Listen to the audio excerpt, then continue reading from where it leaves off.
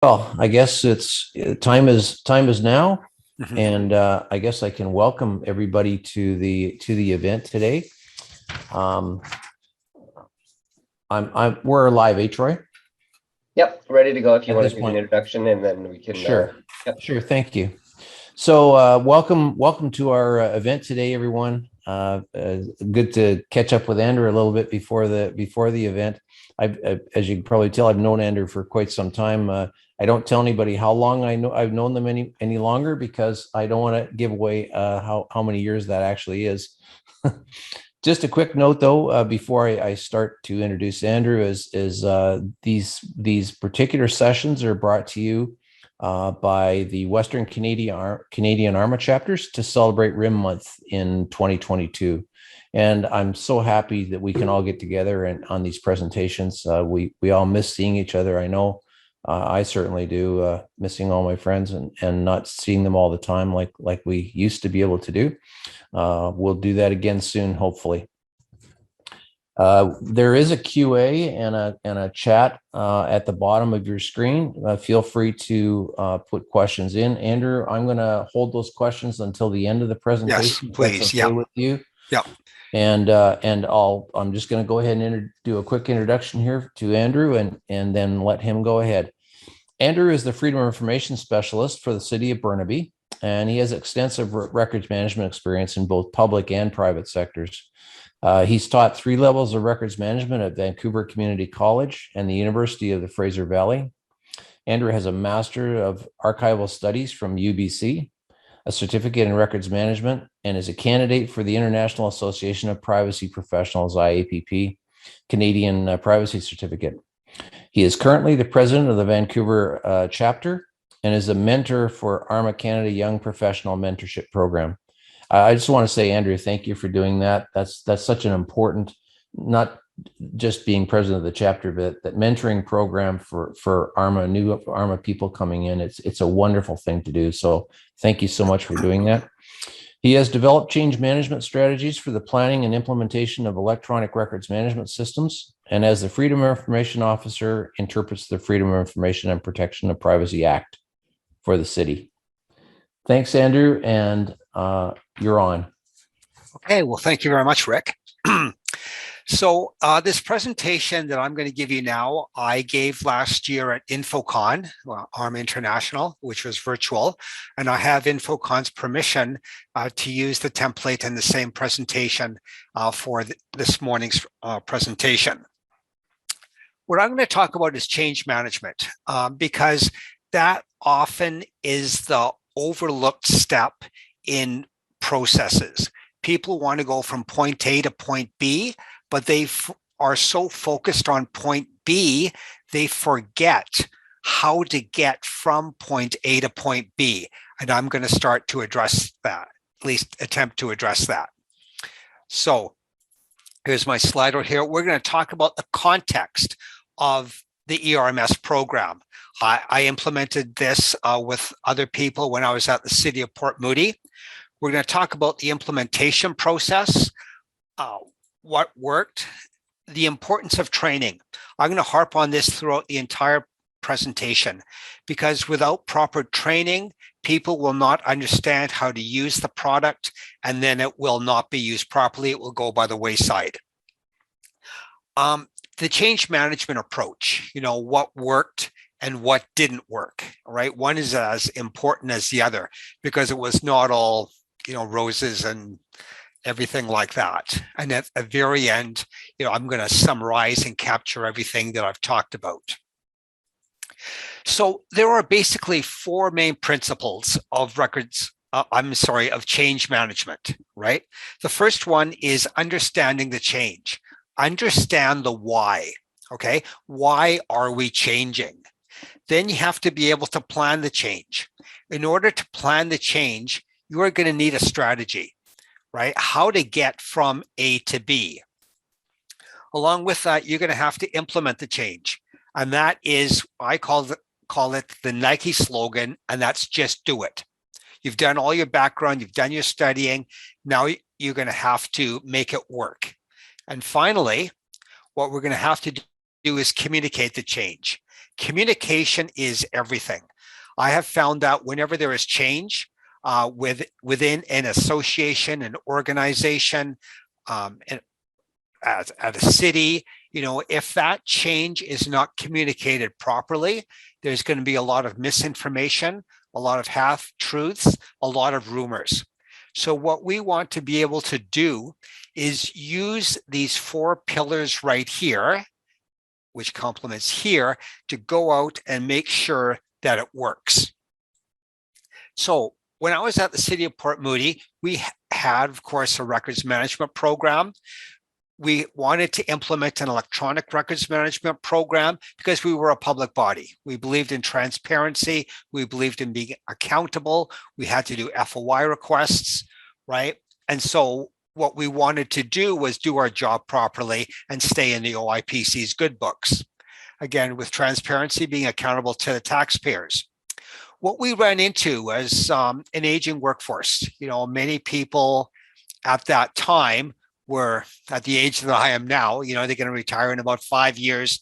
How is the best way for them, to learn the new technology? Because we told them about it. Also, our IT systems were becoming unsustainable. They were getting old. Things would crash. Information would go missing.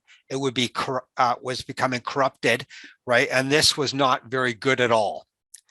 So what we did was we decided, some people said, in my opinion wrongly, that we put the cart before the horse by going to the users, to the staff, to the people, to the stakeholders, and saying, what do you want in a records management program, right? Especially an electronic one. What components do you want to use? What do you want to see? In short, how can we make our job easier for you? Right? So rather than Andrew going out and buying an ERMS, giving it to them and saying, okay, here it is and use it, we wanted buy-in, because with buy-in, you get acceptance. So what we did was we developed a survey. The survey consisted of various parts, and each part was done on a computer. It was electronic and there was anonymity. But we worked with IT so that people knew that they had responded to the questions in the survey, but we did not know how they responded. So someone like John Smith in engineering would go through, click 1, 2, 3, 4, 5. He'd have a unique username and password. On the back end, we knew that he had answered the question. He had selected something in the survey, but we deliberately did not want to know how he answered it, because a lot of the questions were, are you happy with the survey and things like that. Here were the various parts of the survey. We gave people 1 month. And the beauty was that, because it was electronic, they could stop and start whenever they wanted. They didn't have to do it all in one go. We talked to people and they said, if you do a paper survey, first of all, people aren't going to put their names on them, so you won't be able to follow up to make sure that they do it. And also, it can be very intimidating. People will put it into recycling. By doing it electronically, we knew that John Smith was answering the questions. And if he had only answered half of the survey within a week, we could just send him an email or a reminder to saying, would you please complete the survey? So how we did it, this is some of one page of the survey. So we had radio buttons right here. We had the boxes that you could check as many as you like, and free text. So again, people could vent. They could say whatever they wanted. Again, when people fill this in, we did not know who it was per se. We just knew that they had answered a question. And this survey will be available to those who want it at the end. So there were 400 employees. Our response rate was 95%. The reason it was so high was because we knew who was answering the surveys. Okay, margin of error was 3% because some people would just go, A all the way down, and and then just hit click submit just to get it off their desk. Total of 74 questions, the equivalent to 8 pages. What we did though, we were able to get a pulse or a feel for what employees wanted. Because at the end of the day, yes, there is records management. We are managing records, but employees, people are the ones who are managing the records. It is people who will use the electronic records management system. So we wanted to do was make sure that the people were happy, and so that they could get exactly what they wanted that worked for them, but also worked for us. What we did was, after we got all the results, we wrote our project concept statement, did our project charter, did our expression of interest, went to RFP. We started some preliminary training, which I'll talk about later. And then finally, we went into implementation. I'm going to talk about these last two during my presentation. If anybody would like any of these documents, please send me an email and I'll discuss them with you. The big issue was change. We had a very antiquated electronic records management system that didn't work properly. It was frustrating because when one did a search, every time you did a search, you would get different results. Right? The system crashed and people did not have faith in the system. So what we had to address in the change moving forward was, first of all, what does change mean? Right? Change is both emotional and rational. What does it mean to me versus why does it benefit the business? And what we had to do was sell it on what it means for you.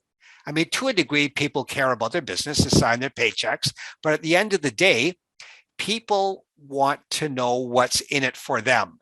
So what you do is you tell them and then you show them, right? Don't tell me, show me. Talk is cheap. And so I want to see, Andrew, how you will make this work, right? So what is the employee reality of the change of the new ERMS that we would have to address? Initially, not afterwards, right? By doing all our homework, we could address all of these issues up front. Fear of job losses. Will this machine replace me? We all know about robotics and AI and things like that, but will this new system replace me? I mean, people want to know that they will not be laid off or lose their jobs over it. Again, the loss of responsibility. Right? Will I take a pay cut? Hey, if I have less responsibility with this new ERMS, is that going to affect my financial bottom line? New expectations, right? Will my workload increase? Will I be expected to work overtime? Will I be expected to do more with less, so to speak, or do more within the same time frame? Right? This is everything that people talked about. Loss of status. Hey, before I was the big man in this little department here or in this little team, now will this new software program diminish my status? Again, we had to prove for all of these points that this was not true. Additional skills. Well, you're not going to have to go to night school. You're not going to have to go to BCIT or anything like that. What we will do is we will show you, because people know Microsoft, right? They know Word, Excel, things like that. And because it was a Microsoft platform, the learning curve to use this Microsoft product, if I can use that term, was not as steep. And of course, people were scared of new and unknown. I want to emphasize that. People are scared of the unknown because they don't know what they're going to get themselves into. People are concerned about what's new. Hey, am I going to be able to do it? It's like getting a new job. What is expected of me? Will I be able to go out and make it work? So what we had to do was address the employee reality while we were talking about the change, right? We couldn't do it afterwards. We knew we'd have to get buy-in. We knew that there would be risks, right, to the implementation. What were some of the risks? Well, first of all, resistance. Why do you have resistance? Well, ignorance, because we didn't address the concerns on the previous slide. We knew that there might be slow or incomplete implementation. So that's why we got full commitment from IT to say, say, okay, we realize you have other projects, but once we get going on this, we don't want this implementation to go on the back burner. This has to stay front and center. There was concerns about reduced productivity. Will people deliberately slow down just to show that it doesn't work? Again, risk avoidance, telling people that, hey, you cannot crash the system, right? No matter what you do, this system is bulletproof. You cannot go in and mess it up, right? It's designed for that. There was the risk of individual commitment. Before we had teams, people work together as a team. There was this concern that, okay, now we're getting this new platform, this new ERMS. Will it take away some of my individualism, some of my commitment? And we really wanted to avoid negative word of mouth, because that is a cancer. We wanted our whole implementation process, our training, our teaching, the whole use of it to be positive. Yes, you're going to have hiccups, but overall, if you can maintain a positive atmosphere and work with people, then the negative word of mouth will diminish. So the first thing we did was training. We talked to other people, other municipalities, other civic governments, other ministries in the provincial government, and they all said training, training, training. Train them, train the people before they get the product. Don't wait for it to go on the desk. Set up training in little rooms where they can practice even before. So what we did was we started training the departmental liaisons. We call it train the trainer. So within groups, engineering, finance, parks and rec, etc., we started to have designated people who received more training, so then they could train other people in their department. It's like handing off some of it. And again, having training systems by department so that the training is catered to them.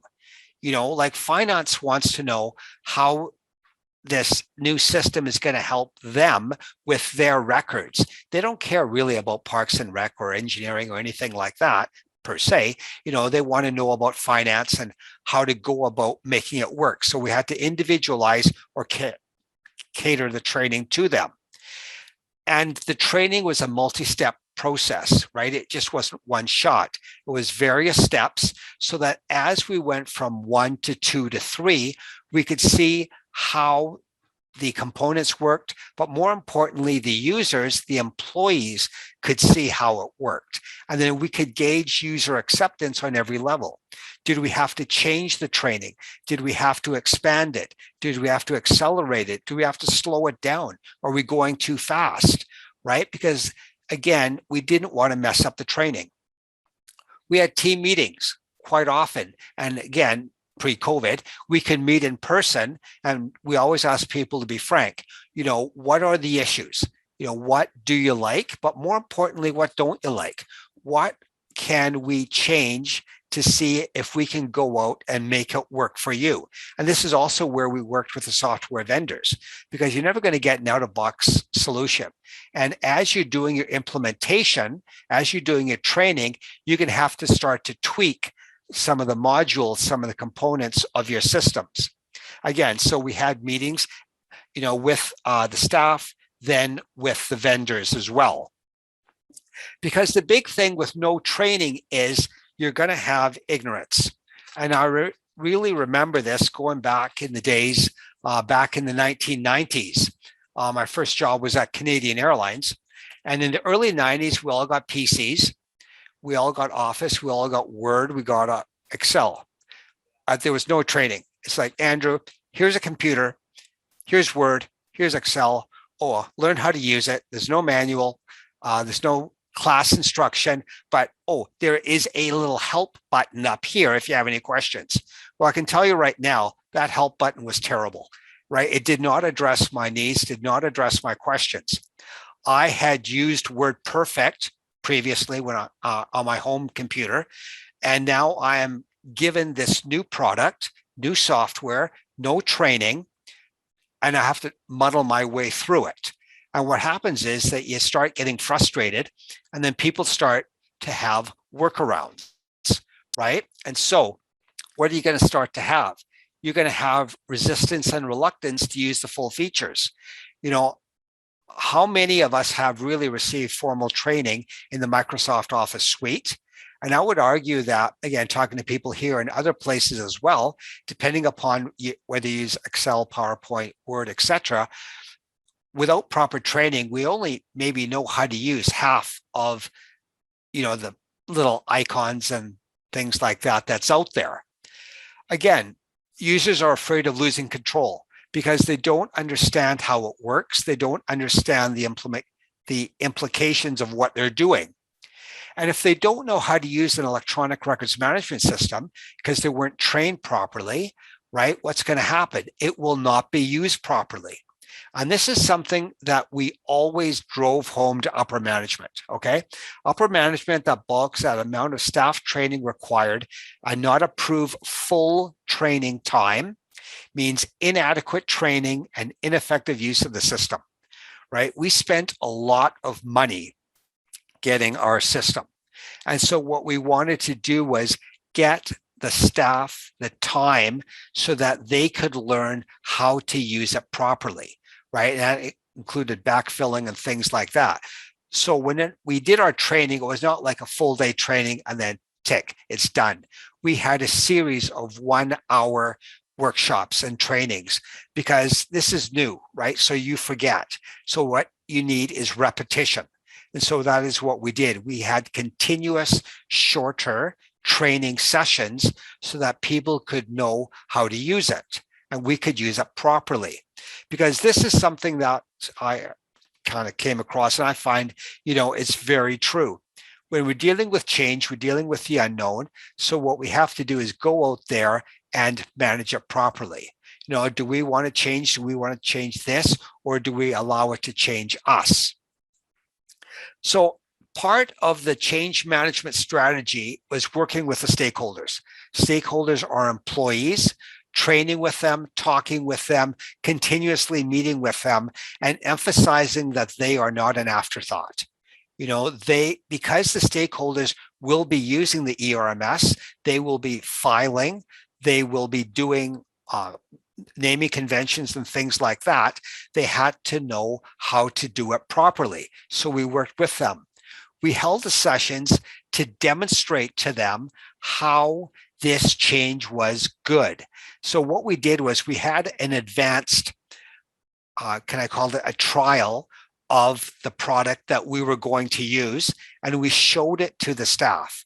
And then what we did was we set up in classrooms, 20 computers at a time where people could log in and enter dummy information and that, so they could see how it worked. And with continuous training, they learned the various retrieval tools. They learned all about, again, how to file in terms of classification.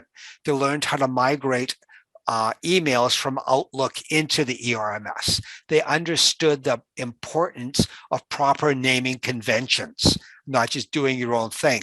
So what did we do, right? We demonstrated the product. Hands-on is so important because then you could do it. You can talk about it all you want. I would argue it's like a cookbook. I can read a recipe 50 times, but until I get my hands dirty and do it, right, I really won't understand how to make that cake or cook that chicken or whatever it is. And again, continually addressing issues and questions. What we were told was, don't be afraid to say, I don't know, and then I'll get back to you. And then follow up and get back to them, right? We could talk to the vendor about this. How do you do this? How do you do that? Is there something we could do with the configuration? We also did not want what I would call, the 100 clicks of death. Click here for this, click here for that, click here for this, because it turns people off. So what we wanted to do was allow people to do their job in the least amount of clicks possible. So again, addressing the change management, being with them every step of the way, because we knew that if the change would not come properly, there would not be user acceptance. Without user acceptance, there'd be negative word of mouth and people would find workarounds. So how to go about making change management a strategy? right? I want to emphasize that. It's something that has to be thought out, and it's something that has to be practiced, and it has to be done well. Well, the first thing you do is do your homework. Okay, if you're into implementation, talk to other civic governments, right? Hey, what worked, but more importantly, what didn't work? What would you have done differently? And I found too that being in government, in the public sector, there is not that competition that there is when I worked in the private sector. So people are more open to you. Again, through ARMA, through networking, it is easier to reach out to people, to find people who can help you as well. Don't rush it. Take your time. When we did our implementation, we did it on a department by department basis. There's two ways to implement, right? Department by department, which is what we did, so that we could work out the bugs and any issues before we move to the next department. Or you could do what I call big bang, right? Everybody goes, they come in Monday morning, they have this new system in front of them and they start using it. Problem with that is you're always going to find bugs. You're always going to find flaws. And if everybody has it, everybody knows about it, right? But if you do it department by department, then you can weed out those issues as you go along. And then you find, departments that are patient with you. Again, look at value added. Demonstrate to them how they could do their work faster. Whereas before, if it took them 3 minutes, 5 minutes to find a document, now you could do it in under a minute. For value added, people talk about the cost of doing the job, but what they also don't talk about is the frustration of not being able to do your job properly, right? We're all professionals. We all want to do it well, but then what happens if it takes me 5 minutes to find this document, 10 minutes to find this document, either because it's filed in the wrong place, incorrect naming conventions were used, the person never even filed it in the first place, right? And all of this lost time, multiplied from 1 to 100 employees, etc., it all begins to add up. Again, trust your visa. I call this go with your gut. You will get opinions from people, again, from experts, consultants, various civic governments. And what you have to do is look at it all, absorb it, and say, okay, now this is everything that I've seen, umbrella approach, but now what works for me? What do I feel is the best way for moving forward? What you always have to do too is motivate yourself and then motivate others. The big thing is, I almost want to use the analogy of like an airplane taking off. It takes a lot of thrust to defy gravity. But once you're at cruising altitude, it's a lot easier. So what you have to do is motivate others to get that groundswell up so that you have that buzz.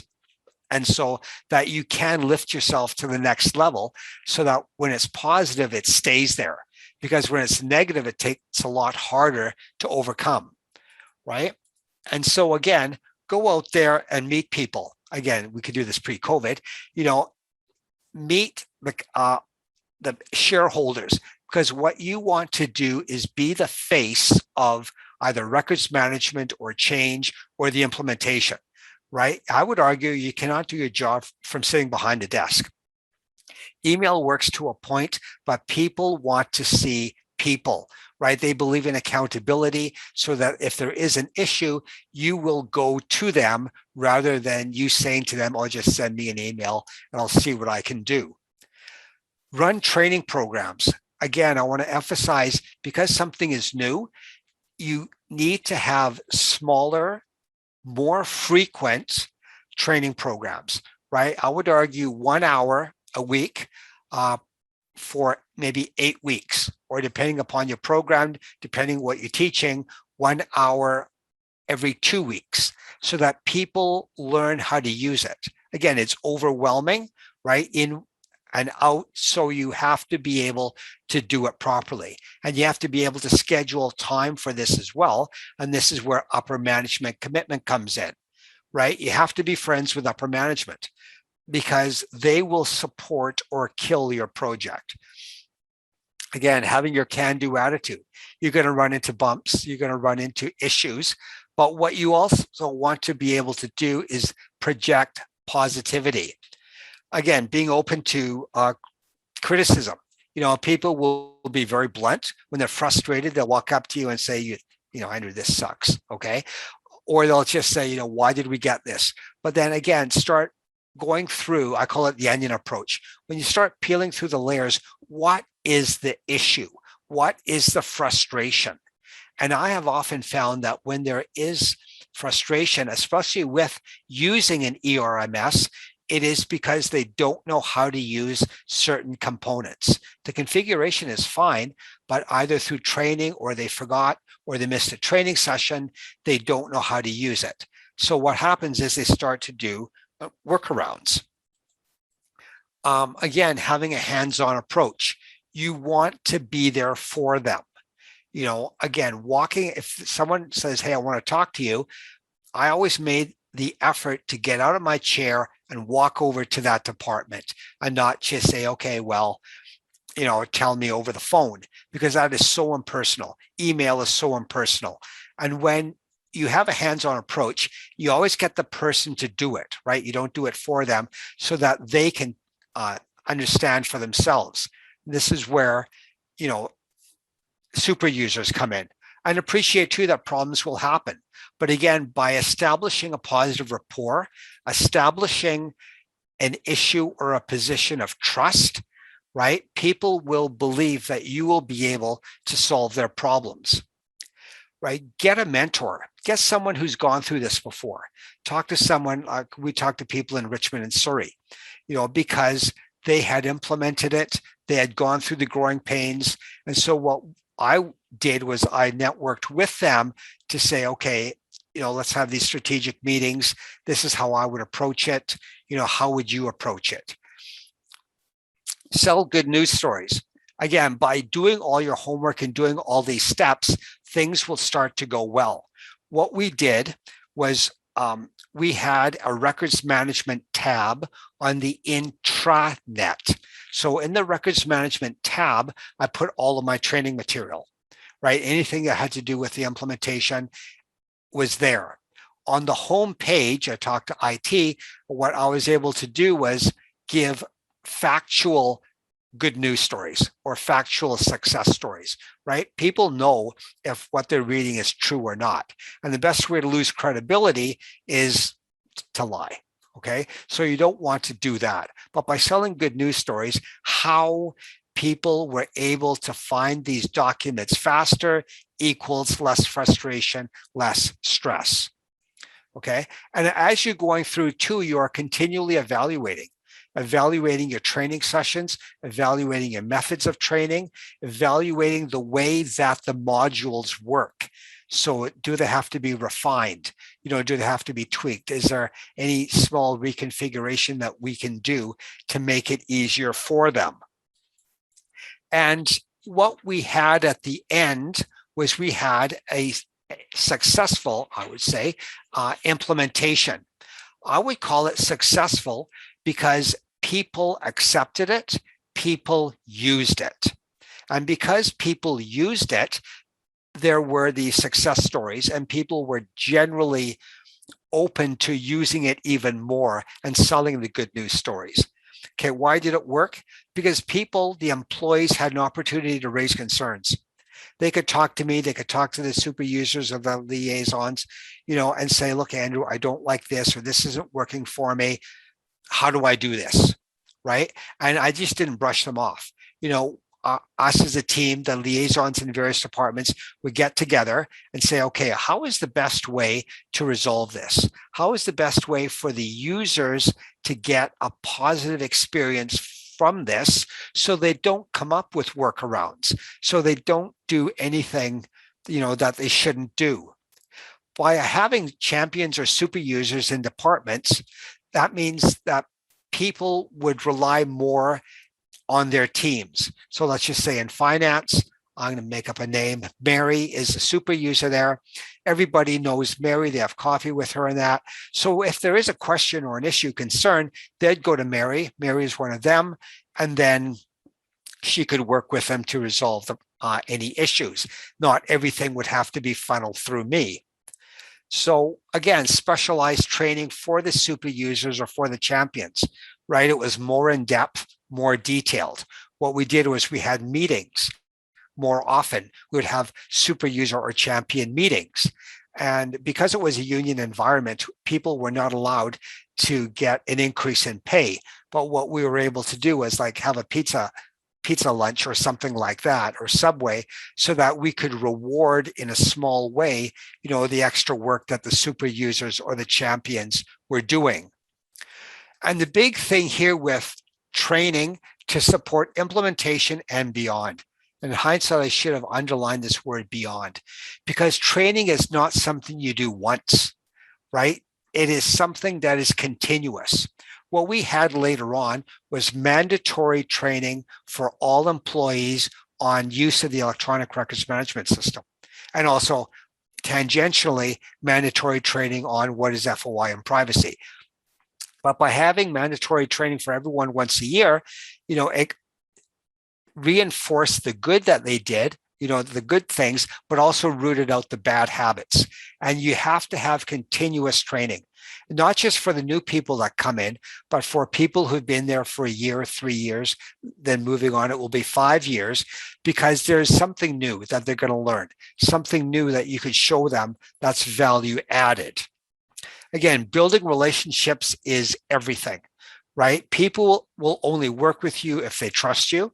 People will only use the system if they trust the system, right? So what you have to do is build that trust, acknowledge the challenges, right? And address them instead of just saying it's not my problem, or, gee, do you really have to do it that way? Work with them and say, yeah, okay, this is an issue, and I will work with you. I'll work with the vendor to address this issue and not just hope that it goes away.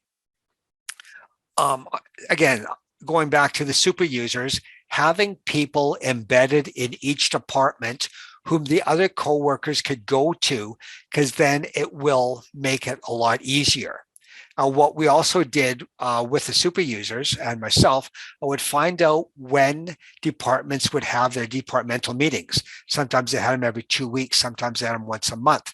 What I would do is I'd make a point of talking to the super user in advance, and then the super user and I would be there for 10 minutes in the beginning, just to address any ERMS issues they had and to demonstrate to them how to resolve it, right? This is all before, all the television and stuff like that, Zoom and stuff like that. So what we had to do is demonstrate to them in person, then put together a little cheat sheet, step 1, step 2, step 3 with screenshots, and so that it would work. Again, ongoing support and trading. Now, everything I've talked about has been great so far. It worked and everything was good, but really the flip side of that is what didn't work and why, more importantly. I talked about what worked and why, what didn't work, and why. What happened to my screen? Okay, there. Sorry about that. First of all, there were no consequences for not using the system. What I pushed for was saying, okay, everybody here are employees. They are getting paid. They are at a work facility. They have work equipment, meaning a computer. They are using work software, our ERMS. Therefore, they must use the ERMS. And there was enough pushback from certain influential people that upper management, to a point, backtracked on the commitment for everybody using ERMS. And so then there were no consequences for not using the ERMS, and that can become problematic. Because there were no consequences, people found ways of working around it. They said, well, I don't want my documents destroyed. I created it. My blood, so to speak, is on this document because I thought it through. It's my work. It is mine.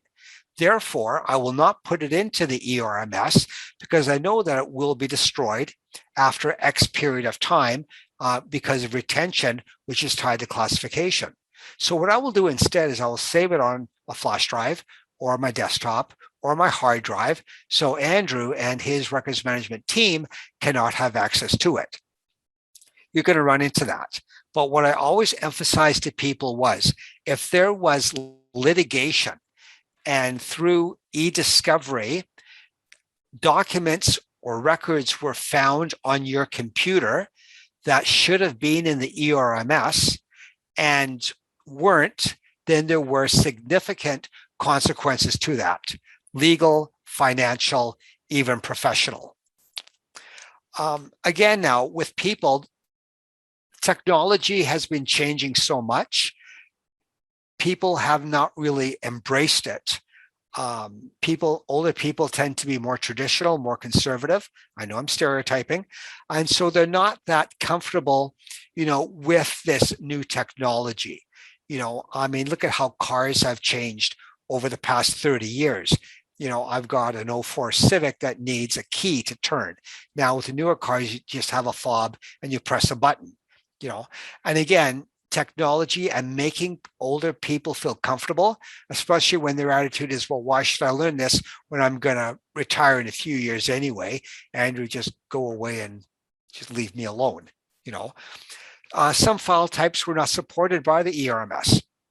Yes, so do a test. Are JPEG supported?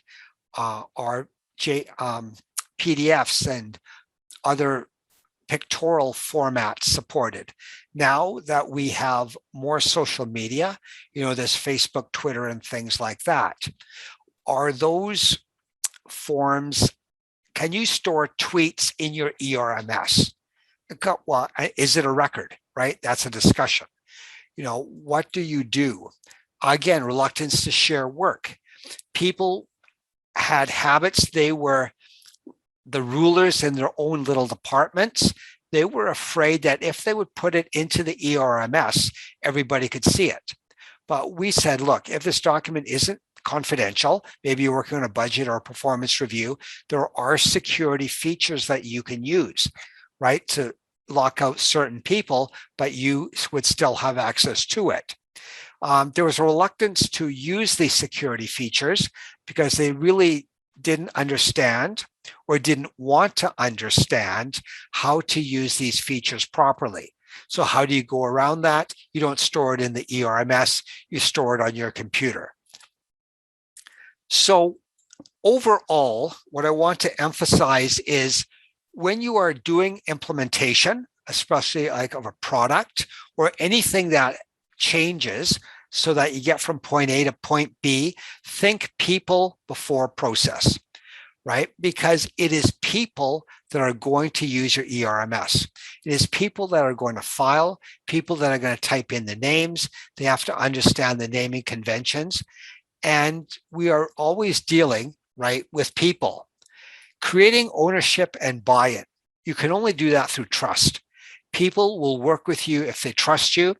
People will take ownership of their work when they see that it makes a difference, right? Because people want to know, what can I do, for this, for my company to make it better, to do my work faster, but they will only do it if they see it, that the work that they're doing is making a difference. Again, a commitment to training. In my opinion, this has to be the most undervalued, underestimated concept of any program. I remember even like when I was doing records management, in the private sector and also in the public sector later on, I'd ask about their training program for records management. And sometimes it would just get a blank stare. Well, they can learn, they can do it off the side of their desk. They'll figure it out. Well, it's not really like that. Without proper training, you won't be able to do a proper job. Inadequate training means inadequate outputs, for lack of a better term. And then again, develop what I would call super users or your liaisons. They are the eyes and ears of the departments. So they will give you an advance warning, so to speak, that if there are issues, if there are complications, if something is not right, and then by using these various steps, what we were able to do is we were able to have an implementation and training and ongoing training when I was at the city of Port Moody, so that we could use our ERMS properly. And that's 45 minutes. I don't want to be too long. And so now I am open to any questions that people have in the chat. I also want to emphasize that any of this, anything that you saw in here, if you want it, I will email it to you. I'm also prepared to stay after 12 o'clock or, to answer any questions that you have. So I'll turn it back to you, Rick. And my contact information is right here.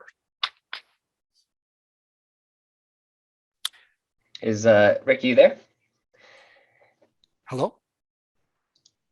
Okay. If Rick is unavailable here, maybe No, Rick's available, Troy. He just couldn't find the buttons on the screen. Oh. Okay. You want to go ahead and walk through this? Let me know if you need a hand with questions. Yeah, thanks, Troy. There's a few questions, Andrew. If you, there's several questions on are people going to have access to the presentation, first of all, and I just wanted to cover that off. Andrew, you have no problem with sharing your presentation or the materials that you discussed, like the survey that you mentioned earlier. Is that okay? Yes. Yeah. So either I could email it to you, Rick, and then you can send it out to the people, or they can email me and I can send it out, whatever is easiest for everybody. Yeah, it would be, I think it's going to be easier, Andrew, if you send it over to me. Okay. Yep. Works for me. I did talk to the Saskatchewan chapter president, and I think we're going to Western IM, because it's our webinar platform that we're using for this RIM month presentations. We will publish the recordings and all the source material at a link on our website, and we'll get the ARMA chapter folks to send out the link to everyone for not just yours, but the other presentations as well, so that they can come and get material, or for those that haven't been able to see some of the presentations, they could go back and look at them again. So that's what's going to happen. You'll get a link from ARMA for these presentations that'll be done during RIM month. A couple of questions. We had somebody asking about Saskatchewan Provincial Ministries, if they're doing electronic filing, and I don't really know the entire answer to that question, and you may not either, Andrew. But we do have some Saskatchewan folks on the webinar that might be able to shed some light on that. A question from someone else is: the response rate for the employee survey was amazing. Yeah, I know you mentioned that they followed up, but was the response rate so high because staff wanted to share their insights? Yes and no. The reason the response rate was so high was on the back end, we knew that, I'm going to go back to the John Smith analogy again, had answered questions, 1 through 20, but we didn't know how, right? With radio buttons and text buttons, we knew that he had answered questions. So we could follow up and say, look, John, we want you to finish this survey. Now, I want to emphasize there were no implications for not finishing it. Like, we could not say, well, you'll be fired if you don't do it, but, people wanted a system that worked, and they knew that we could monitor that they had or had not answered questions.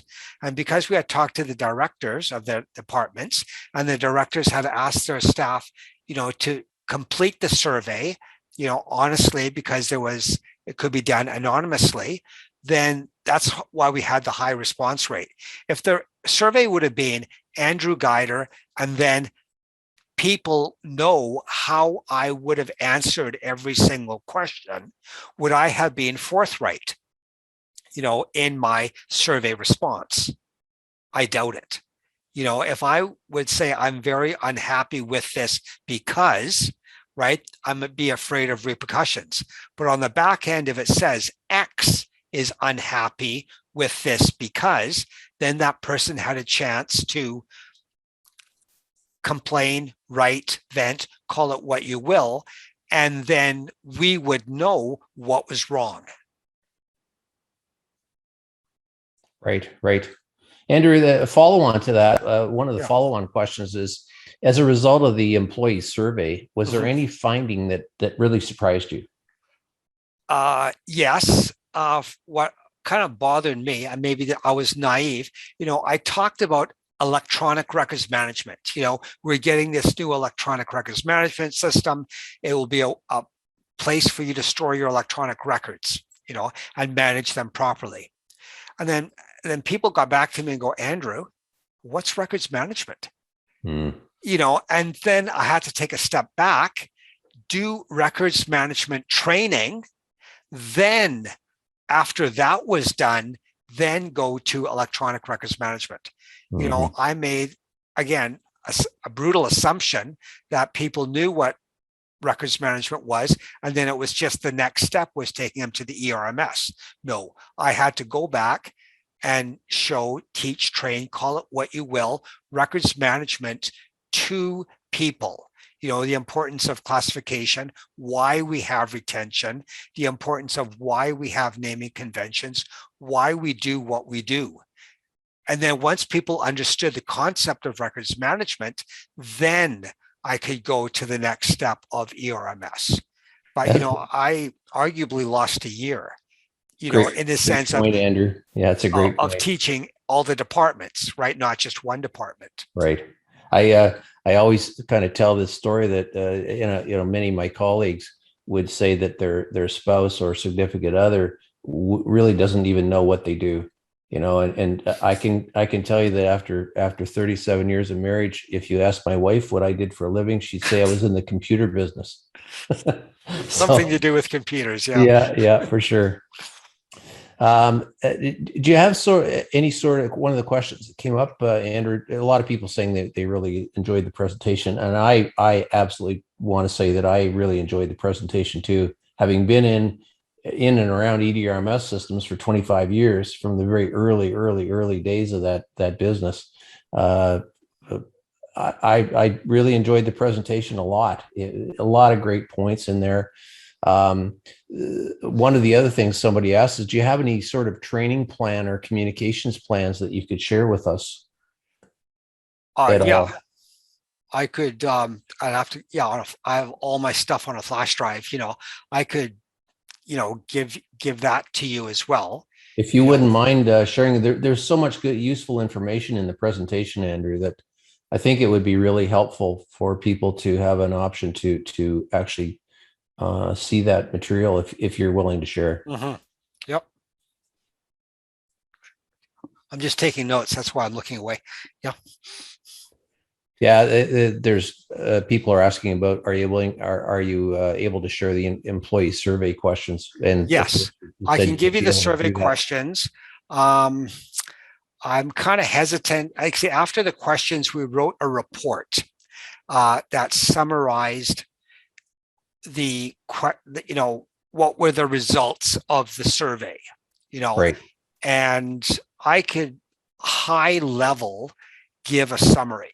The big thing was people didn't know what records management was. They didn't know what classification was. Like, why do I have to file it this way? Why do we have to destroy our records at certain periods of time? Why don't you just leave me alone and let me do my job? That, those were the basic, findings there. Again, but I got no problems at all sharing the survey. And if you want to go make it work, for you. And then again, looking at the RFP, it's strictly up, I'll give it to you and then you decide what you want to do with it. So thanks, Andrew. I appreciate that very much. A lot of people said how much they enjoyed the presentation, just so you know that. Good. It was well received for sure by everyone here. And again, if anybody wants to follow up, here's my contact information. I ask you to use my Hotmail account as opposed to my City of Burnaby account, again, for FOI reasons and things like that. Andrew, can you describe for everyone how you determined how effective a change management plan was? Our how we gauged it was, were people using the ERMS system? In our opinion, how much negative word of mouth was there? Did people brag that they were saving documents outside of the system? And also here's the big thing, I find basic records management, file to, find from. And quite often, Andrew will file a document that Rick will have to find. Okay, so you have to be on the same page with your filing. And then part of that is naming conventions for your electronic records management system. And so there's this whole horror story of, initially when we implemented it, people got very frustrated because they could not find what other people had filed right into the ERMS. And they got mad, they got frustrated, they got mad at me, right? If you would do your job, I'd be able to do my job. And then talking to people, I say, okay, show me how you're doing this. And I saw that there were no naming conventions, right? And so without naming conventions, people would put in whatever they wanted. There were no conventions for abbreviations like street, ST, ST period, STR, etc. Also, there were no standardization. There's no standardization for spelling. And this really was brought home when we built the new recreation center. Half the people spelled center RE, the other half spelled it ER. So they did a search on recreation center ER and they wouldn't get anything at all for RE. Right. And so what we had to do was implement standardized, I call it standardized spelling, right? This is how you spell. How do you spell the color gray? Gray, Grey, right? And then having, a standardized table, right, that I can send you that says, okay, Canadian spelling here, American spelling here, right? So you could see it and say, please use the Canadian spelling. We also had naming conventions as well, like St. John Street. Well, there's so many abbreviations for St. John's, is it S apostrophe, apostrophe S, no apostrophe, and street and things like that, that you couldn't find what you were looking for without naming conventions, without standardized spelling. And that's something, again, I never thought of when we did our implementation. For our definition, my definition of success is you can find what I filed. And if that happens, then we have success. Right. Yeah, very good definition, I think. Yeah, because it's all about the users being able to find things, right? That's the important part of the process for sure. It seems to equate to success in an implementation like that, as well as people being able to find things. That's the kind of downfall right now, is they can't find them very easily. Just making notes. Well, we're actually right on the time here, right on the hour. Andrew, may I share your email address with anyone that wants it? And that way, I see a lot of seasoned professionals on here asking really valuable questions. People I know quite well, all of you. And when they ask questions, it's important for them to try and get an answer. So that's really great. Thank you so much again, Andrew. Just to reiterate that we will be having 2 more presentations, one next week and the week after, for RIM month this year for all the ARMA Western Canadian chapters. And all of these will be put into a link. You'll get a link for all of these presentations and materials that we'll have available for you very shortly. Okay. Thanks again, Andrew. I know it's not an easy thing to be a presenter, having done it so much myself. It's not just like falling off a log, for sure. Everybody, welcome to come back next week. Please sign in if you haven't for next week's presentation and the week after. And they're on Eventbrite is where you would find that to sign in for the next presentations. Thanks very much, and everybody have a great long weekend. Okay, thank you very much, Rick. Thanks so much. Yeah. Bye, everybody.